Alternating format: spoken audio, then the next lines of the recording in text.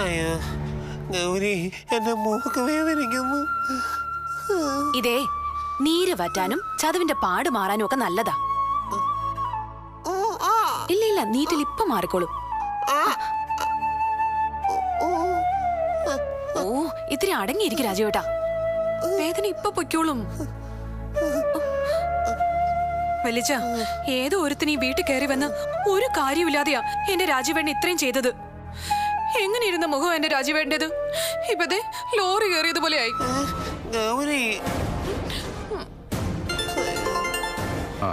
സ്വാതിമോള് ഇങ്ങോട്ട് വന്നേ, ഞാനും സംസാരിക്കട്ടെ. ഞാൻ സംസാരിച്ചോളാം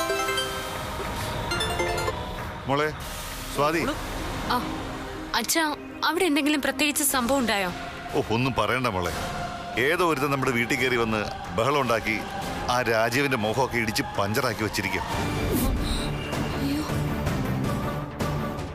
ഞങ്ങളിപ്പതേ ഹോസ്പിറ്റലിൽ പോയി വന്നേ ഉള്ളൂ. ആ തെമ്മാടി മോളുടെ പേരും പറഞ്ഞ ഈ തോന്നിയാസം മുഴുവൻ കാണിച്ചേ. മോളും അവനും തമ്മിൽ എന്താ ബന്ധം? അച്ഛാ അത് എനിക്കൊന്നും അറിയില്ല അച്ഛാ. എന്തായാലും എല്ലാരും ഇവിടെ ആകെ ഭയന്നിരിക്കുക.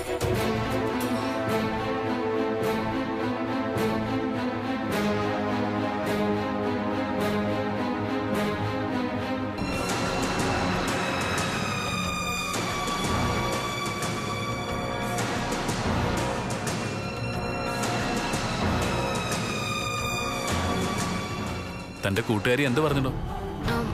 ഇവിടെ റേഞ്ച് കിട്ടുന്നില്ല, അതുകൊണ്ട് കൂടുതലൊന്നും സംസാരിക്കാൻ പറ്റിയില്ല. ഓ അത് ശരി.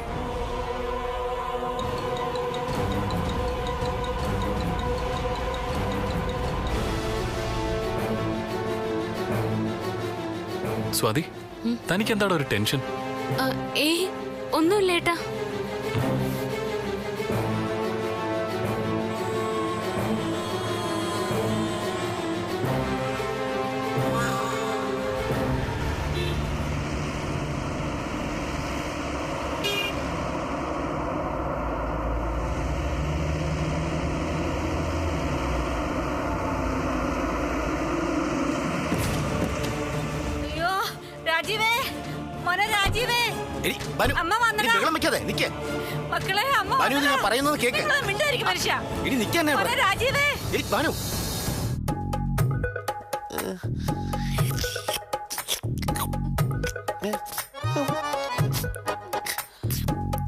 വേദനയുണ്ടോ രാജുവേട്ടാ?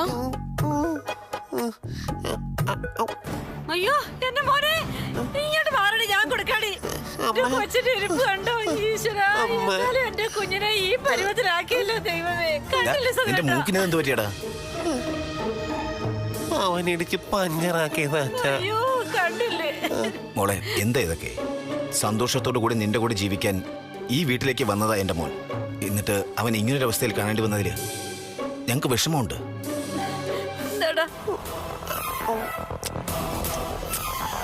എന്താ ഇവിടെ സംഭവിച്ചത്? സ്വാതി അന്വേഷിച്ചു വന്ന ഒരുത്തന രാജീവേട്ടനെ ഇങ്ങനെ തല്ലി ചതച്ചത്.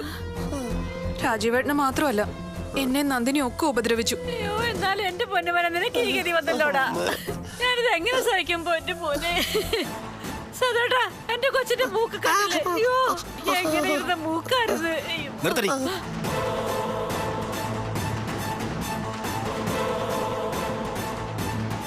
മിണ്ടിപ്പോകരുത് നീ. ഇതിനെല്ലാം കാരണം നീ നിന്റെ മോന് മാത്രമാ. അതുകൊണ്ട് അമ്മയും മോനും കൂടെ അങ്ങ് അനുഭവിച്ചോ. ഭാര്യ വീട്ടിൽ താമസിക്കാൻ വന്നതിന്റെ ഗുണം ഇപ്പൊ മനസ്സിലായില്ലേ നിനക്ക്? മോളെ, നിന്നെ കുറ്റപ്പെടുത്തിയതല്ല. സ്വന്തം മോനും ഭാര്യയും ഞങ്ങൾക്കൊപ്പം താമസിക്കണമെന്ന് ഒരുപാട് ആഗ്രഹിച്ചവനാ ഞാൻ. ഇവിടെ ഒന്ന് താമസിച്ചാല് ഒരു വിഷമം ഉണ്ടായിട്ടൊന്നുമല്ല. പക്ഷേ സ്ഥിരമായി ഭാര്യ വീട്ടിൽ താമസിക്കുന്നതിൽ ഒരു ശരിയില്ലായ്മ ഉണ്ട് മോളെ. നീ അത് മനസ്സിലാക്കേണ്ടതായിരുന്നു. അച്ഛാ, രാജീവേട്ടൻ ഇങ്ങനെയൊന്നും വരുമെന്ന് വിചാരിച്ച് ചെയ്തതല്ല. രാജീവേട്ടന് കമ്പനിയുടെ ചുമതല കിട്ടുക, ഞങ്ങൾക്ക് രണ്ടുപേർക്കും സന്തോഷത്തോടെ ജീവിക്കാൻ പറ്റുക, അത് മാത്രമേ ഞാൻ ആലോചിച്ചുള്ളൂ. വെല്ലൂർ ഇവിടെ കേറി വന്ന് ബഹളം ഉണ്ടാക്കിയതിന് നിങ്ങൾ എന്റെ മോനോട് ദേഷ്യപ്പെടുന്നത് എന്തിനാ? ആ സ്വാതി കാണുന്നപോലെ എന്റെ കുഞ്ഞിന് ഈ ഗതി വന്നത്. ആരടി മോളെ അവൻ? ഇവിടെ കേറി വന്ന് എന്റെ മോനെ ഈ പരുവത്തിലാക്കാൻ ധൈര്യമുള്ളവൻ ആരടിയവൻ? അതെനിക്കൊന്നും അറിയണമല്ലോ. സുധി, അങ്ങനെ ഒരു പേര് മാത്രമേ അയാൾ പറഞ്ഞുള്ളൂ. അമ്മേ ഇനി അയാള് വരൂന്ന് പറഞ്ഞാ പോയേക്കുന്നെ. ഇനിയും വരുമോ? നീ വിഷമിക്കണ്ട മോനെ. ഇനി ഓരോരുത്തരാ നിന്റെ ദേഹത്ത് ഒരു നുള്ള മണ്ണ് നുള്ളിയിടത്തില്ല. അത് ഈ അമ്മ നോക്കിക്കോളാം. ആഹാ. എടി ബാക്കിയുള്ളവരൊക്കെ എവിടെ? എടി നിന്റെ വെല്ലിച്ചിലൊക്കെ എവിടെയെന്ന്? താഴെയുണ്ടമ്മേ. ഇന്ന് രണ്ടിലൊന്ന് അറിഞ്ഞിട്ടേ ഉള്ളു കാര്യം. എന്റെ കൊച്ചിനെ ഇങ്ങനെ തല്ലിച്ചതച്ച് ഈ പരുവത്തിലാക്കിയിട്ടിട്ട് ഇവിടെ ഉള്ളവർ എന്താ ചെയ്യാൻ പോകുന്നെന്ന് എനിക്ക് അറിഞ്ഞേ പറ്റൂ. നിങ്ങൾ ഇങ്ങോട്ട് വന്നേ മനുഷ്യ. നീ ഇങ്ങോട്ട് മാറ്. എനിക്ക് കുറെ കാര്യങ്ങളൊക്കെ ചോദിക്കാനുണ്ട്. വാ മഹേഷേട്ടാ. മഹേഷേട്ടാ. അമ്മ ഇനി ആകെ കുഴപ്പമുണ്ടാക്കും. എന്തിനാ ഗൗരി നീ അമ്മയെ വിളിച്ച് കാര്യം പറഞ്ഞേ? അമ്മ ഇപ്പൊ പോയി വല്യച്ഛനോട് വഴക്കുണ്ടാക്കും. ഉണ്ടാക്കട്ടെ. രാജീവേണ്ണ ചോദിക്കാനും പറയാനും ആളുണ്ടെന്ന് ഇവിടെ ഉള്ളവരൊന്നും അറിയട്ടെ. ഭാനുമതി മതി അലറിത്തുള്ളി വരുന്നുണ്ട്. ഇന്ന് ഇവിടെ ഒരു ഭൂകമ്പം തന്നെ ഉണ്ടാവും.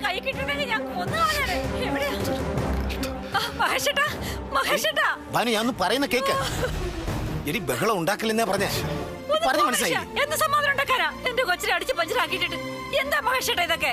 അയ്യോ ഭാനു, നീ ഞങ്ങളോട് ക്ഷമിക്കേ. സാനന്തായി കരച്ചിലൊന്നും നിർത്താൻ പറ. ഭാനുമതി, നീ ഇങ്ങനെ കരഞ്ഞ് ബഹളം വെച്ചാല് അവന്റെ വേദന മാറൂ. നിങ്ങൾ പോ മനുഷ്യ. എന്റെ കുഞ്ഞിനെ തല്ലിക്കൊല്ലാറാക്കിയിട്ട് ഇവിടെ ചോദിക്കാനും പറയാൻ ആരുമില്ലേ മഹേഷേട്ടാ? ഭാനുമതി. അയ്യോ ദൈവമേ, എനിക്ക് വയ്യ. എന്റെ കുഞ്ഞ്, ആ കുഞ്ഞിനെ കിടപ്പ് കണ്ടിട്ട് എനിക്ക് സഹിക്കുന്നില്ല മഹേഷേട്ടാ. എന്നാലും എന്റെ മരി ഈ ഗതി വന്നല്ലോ സത്യേട്ടാ. അയ്യോ എന്റെ ദൈവമേ, എന്നാലും എന്റെ കുഞ്ഞിനെ ഗതി വന്നില്ല. അയ്യോ ഭാനുമതി, ഈ നിൽക്കുന്ന നന്ദിനിക്കും ഗൗരിക്കും എല്ലാം മർദ്ദനമേറ്റു. അവരെ രക്ഷിക്കാനാ രാജീവ് ഇടയ്ക്ക് കയറി. എടി, ഇവിടെ ഉള്ളവരാരും ഇത് തെറ്റുകാരല്ലോ. എന്തായാലും ഇത്രയല്ലേ പറ്റുള്ളൂ. കരഞ്ഞത് മതി. നിങ്ങളെ മിണ്ടരുത്.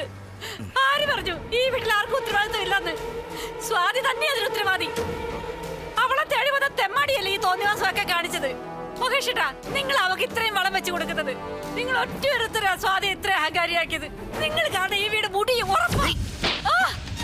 തോന്നിയാസം പറയുന്നോടി.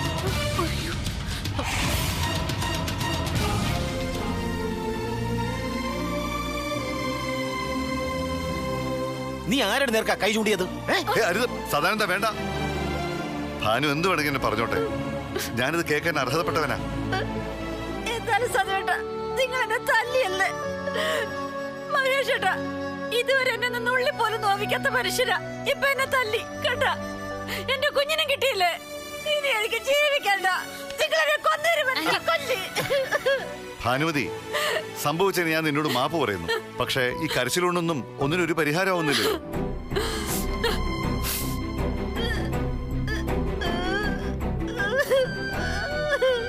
വന്നവൻ സ്വാതിയുടെ പേര് പറഞ്ഞ ഈ അക്രമമൊക്കെ കാണിച്ചത്. പക്ഷേ സ്വാതി ഇതിനകത്ത് തെറ്റുകാരിയാണോ എന്ന് അവള് വന്നാലേ അറിയാൻ പറ്റും. വല്യച്ഛനെപ്പോഴും സ്വാതി എടുത്തി ന്യായീകരിക്കാം. സ്വാതി എടുത്തിക്കൊള്ളതാന്ന് പറഞ്ഞു തന്നെയാ ആ തെമ്മാടി ഞങ്ങളെ തല്ലിയത്. രാജീവേട്ടന്റെ കഴുത്ത് കുത്തിപ്പിടിച്ച് ആ ഭിത്തിയിലാ നിർത്തിയത്. പിന്നെ കൊഞ്ചു നിർത്തി ഇടിയോടിടിയായിരുന്നു. നന്ദിനി, എരുതിയിൽ നീ എണ്ണ ഒഴിക്കല്ലേ. മോൾ അകത്ത് പോയേ. ഇവളോട് ഞാൻ സംസാരിച്ചോളാം. എന്റെ കണ്ണടിച്ച് പോയിച്ചിട്ട് നീ എന്നോട് എന്നാ സംസാരിക്കാനാ? എനിക്ക് നിങ്ങളെ കാണണ്ട. പൊക്കോ. എന്റെ ദൈവമേ, ഇനി കരഞ്ഞ നിന്റെ മറ്റേ കാരണം കൂടെ ഞാൻ അടിച്ചു പൊട്ടി. നിർത്തി.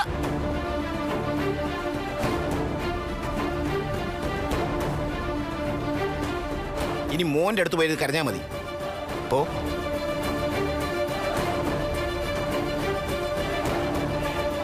പോകാൻ പോകാനല്ലേ പറഞ്ഞേ?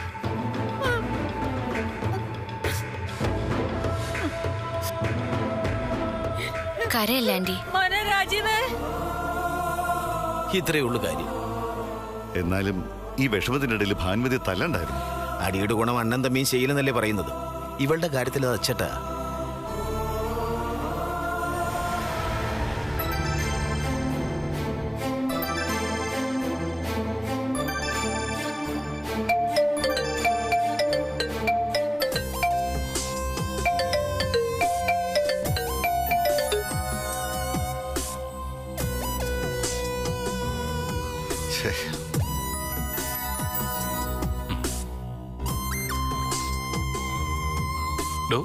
എന്താടോ തന്റെ മുഖത്തൊരു ടെൻഷൻ?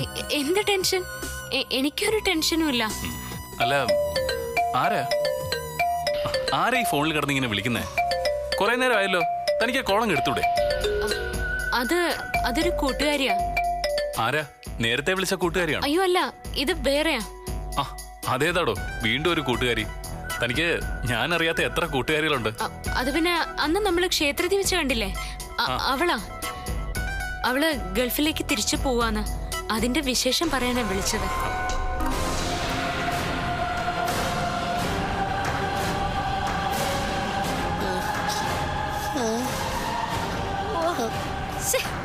എടുക്കുന്നില്ല അവള്.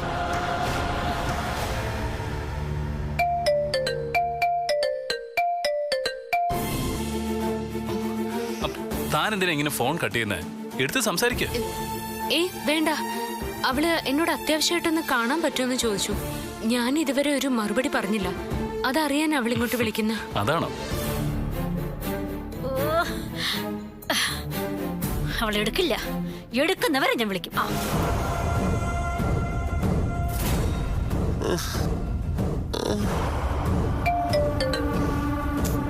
എടോ, തനിക്ക് തന്റെ ആ ഫ്രണ്ട്സിനെ ഒന്ന് കാണുന്നതിന് എന്താ പ്രശ്നം? കാണാം, കുഴപ്പമൊന്നുമില്ല. പക്ഷെ ഇതൊരു ലൊക്കേഷൻ അല്ലേ.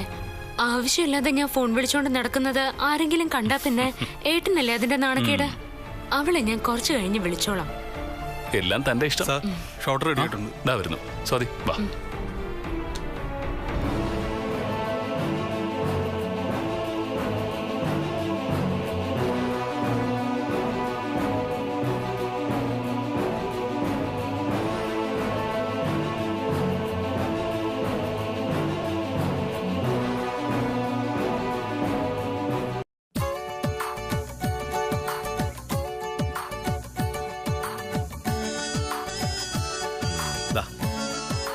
കിഷോറേ സാർ, സീൻ ഓപ്പൺ ചെയ്യുമ്പോൾ വിശാലമായ സൂര്യകാന്തി പാടത്തിന് നടുവിൽ നായകനും നായികയും തമ്മിൽ കണ്ടുമുട്ടും. Okay sir. ഗ്രീൻ മാറ്റിൽ സീൻ ഷൂട്ട് ചെയ്യാം. സൂര്യകാന്തി പടം ഗ്രാഫിക്സിൽ പ്ലേസ് ചെയ്യാം. എന്താ അതുപോലെ? Okay sir. ഓക്കെ. ഈ ലെഫ്റ്റ് എഡ്ജിൽ നായകനും നായികയും, റൈറ്റ് എഡ്ജിൽ വിശാലമായ സൂര്യകാന്തി പാടം. മനസ്സിലായോ? Okay sir. ഓക്കെ. നമ്മുടെ സിനിമയിലെ ഏറ്റവും പ്രധാനപ്പെട്ട സീനുകളിൽ ഒന്നായത്. സ്വാതി, ഒരു തെറ്റിദ്ധാരണ മൂലമാണല്ലോ നായകനും നായികയും പരസ്പരം അകലുന്നതും ശത്രുക്കളായതും. അതെ സാർ. സത്യം തിരിച്ചറിഞ്ഞതിന് ശേഷമുള്ള ആദ്യത്തെ കണ്ടുമുട്ടൽ. ഓക്കെ. നായിക അവിടെ കാറിൽ വന്നിറങ്ങും. അത് കഴിഞ്ഞ് നായിക കാറിൽ നിന്ന് ഇറങ്ങി വരുമ്പോൾ നീലിന്റെ ക്യാരക്ടർ എൻട്രി ആയി. ഫസ്റ്റ് ലുക്ക് നായികയിലേക്ക്. അതാണ് നമ്മളിപ്പോ എടുക്കാൻ പോകുന്ന ഷോട്ട്. Okay sir. ഒന്ന് പിടിച്ചേ. അല്ല സാർ, ഇത് നമ്മള് നേരത്തെ ഷൂട്ട് ചെയ്ത സീനല്ലേ? പിന്നെന്തിനാ സാറ് വീണ്ടും ഷൂട്ട് ചെയ്യുന്നത്? അത് പിന്നെ നീലെ, പിന്നെ ചെറിയൊരു പ്രശ്നമുണ്ട്. എന്താ സാർ? നമ്മുടെ നായികയെ ഒന്ന് മാറ്റി. നായികയെ മാറ്റിയോ? അതുകൊണ്ട് നേരത്തെ എടുത്ത ചില സീനുകൾ വീണ്ടും ഒന്നുകൂടി എടുത്തേ പറ്റൂ. നമ്മുടെ ഗതികേട് അല്ലാതെന്താ. ഇക്കാര്യം ഞാൻ അറിഞ്ഞില്ല സാർ. അല്ല, ആരാ പുതിയ നായിക? നല്ല കുട്ടിയാ, പേര് വൈദേഹി. വൈദേഹി? അവരെത്തിയില്ലേ? സുനിൽ സാർ, ആർട്ടിസ്റ്റോടെ ഇപ്പൊ വരും സാർ. ഹോട്ടലിൽ നിന്ന് പുറപ്പെട്ടിട്ടുണ്ട്. ഇനി എത്തേണ്ട സമയമായി.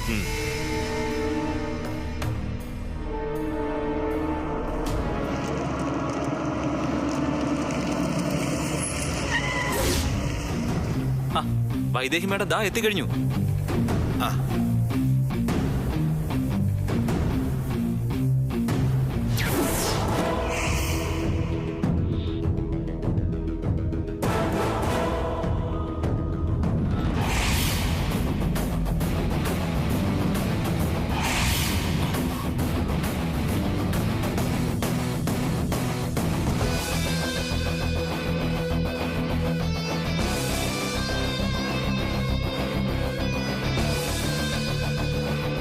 അതാണ് നമ്മുടെ സിനിമയിലെ പുതിയ നായിക.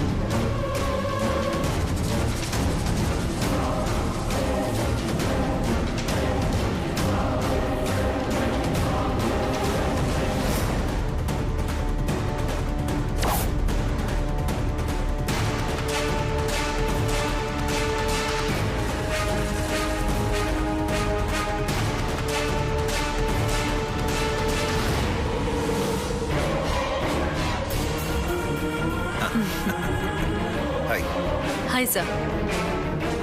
ദേ ഇതാണ് വൈദേഹി. ശരിക്കുള്ള പേര് വേറെയാ.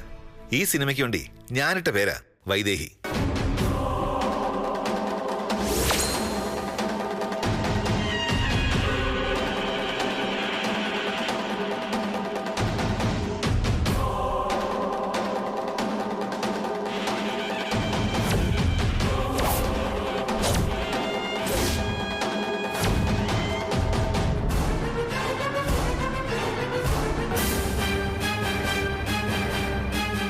ഏട്ടാ,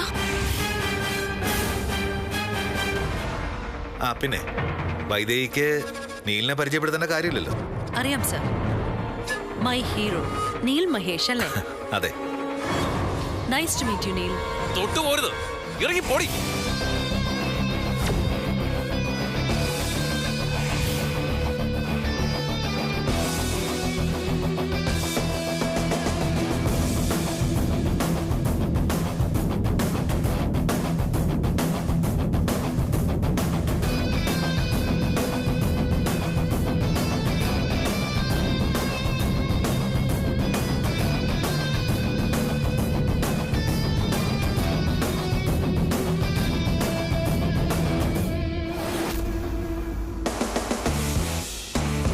സർ, ഇവളാണോ എന്റെ പുതിയ നായിക? ഇതെന്നെ അപമാനിക്കാൻ വേണ്ടി ചെയ്തല്ലേ? എനിക്ക് ഇവളുടെ കൂടെ അഭിനയിക്കാൻ പറ്റില്ല സർ. ഇത് ആരുടെ ബുദ്ധിയടി? നിന്റേത് തന്നെ ആയിരിക്കും. ഏട്ടന്റെ നായികയായിട്ട് നീ നടന്നത് തന്നെ. നടക്കും, നടത്തും ഞാൻ. ഈ വേദ പ്ലാൻ ചെയ്തതൊന്നും ഇന്നു വരെ നടക്കാതിരുന്നിട്ടില്ല.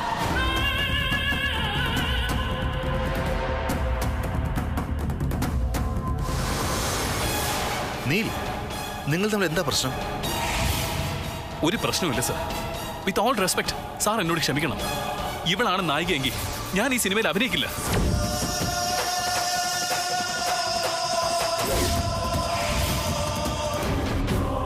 എന്റെ പൊന്ന് സാറേ, ചതിക്കല്ലേ.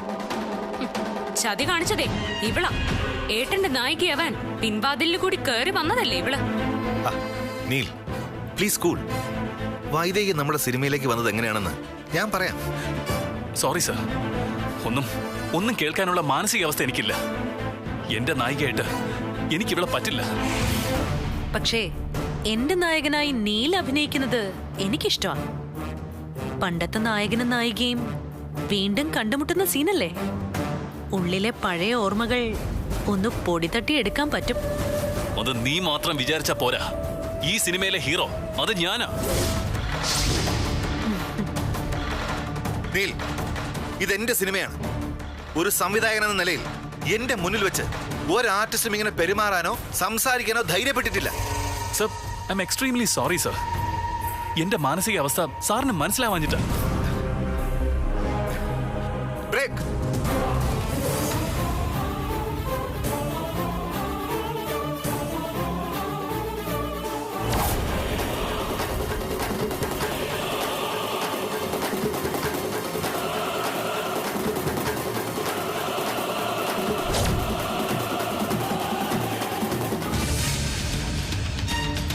അത് സർ, ഞാനൊന്ന് പറയട്ടെ. താൻ ഇനി ഒന്നും പറയണ്ട.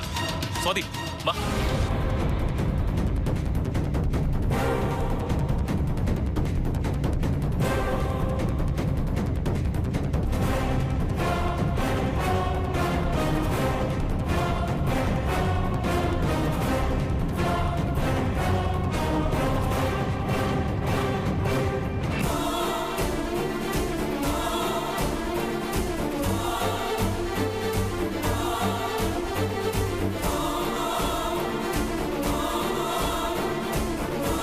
മാഡം, ശരിക്കും നിങ്ങൾ തമ്മിൽ എന്താ പ്രശ്നം? അത് നിങ്ങൾ പോയി അയാളോട് ചോദിക്കും. എനിക്കൊരു പ്രശ്നവുമില്ല.